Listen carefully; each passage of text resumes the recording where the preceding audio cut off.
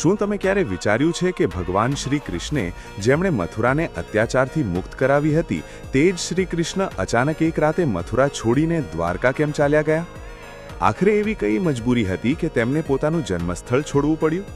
આ વાર્તા પાછળ એક ખૂબ જ ગહન રહસ્ય છુપાયેલું છે. જ્યારે તમે તેને જાણશો ત્યારે તમે પણ આશ્ચર્યચકિત થઈ જશો. જ્યારે ભગવાન શ્રી કૃષ્ણે પોતાની યુવાનીમાં પોતાના અત્યાચારી મામા કંસનો વધ કરીને મથુરાને તેના ત્રાસથી મુક્ત કરી, ત્યારે બધાને લાગ્યું કે હવે પ્રજાના દિવસો બદલાઈ જશે. પણ કંસનો સસરો મગધનો રાજા જરાસંધ હતો. તે સમયનો સૌથી શક્તિશાળી અને ક્રૂર રાજા માનવામાં આવતો હતો. બદલો લેવા માટે તે અત્યંત ક્રોધિત થઈ ગયો. જરાસંધે મથુરા પર એક નહીં, બે નહીં, પરંતુ 17 વખત હુમલો કર્યો. દર વખતે શ્રી કૃષ્ણ અને બલરામે તેને પરાજિત કર્યો. પરંતુ યુદ્ધનો આ સિલસિલો અટકતો જ ન હતો.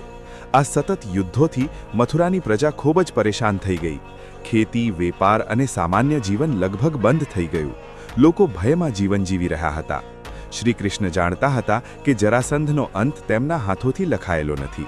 તેથી તેમણે એક સાહસિક અને દૂરદર્શી નિર્ણય લીધો. એક રાતમાં તેમણે સમગ્ર પ્રજાને સાથે લીધા અને મથુરા છોડીને સમુદ્ર કિનારે એક નવી નગરી વસાવી, દ્વારકા, જેનો અર્થ થાય છે દ્વારોનું શહેર. વિશ્વકર્માના દિવ્ય શિલ્પથી બનેલી આ નગરી ખૂબ સમૃદ્ધ, સુંદર અને સુરક્ષિત હતી. અહીં પ્રજાને શાંતિ, સમૃદ્ધિ અને એક નવું જીવન મળ્યું. જો તમને પણ ભગવાન શ્રી કૃષ્ણમાં શ્રદ્ધા હોય તો કમેન્ટમાં લખો જય શ્રી કૃષ્ણ અને અમારા ચેનલને સબસ્ક્રાઇબ કરવાનું ભૂલશો નહીં.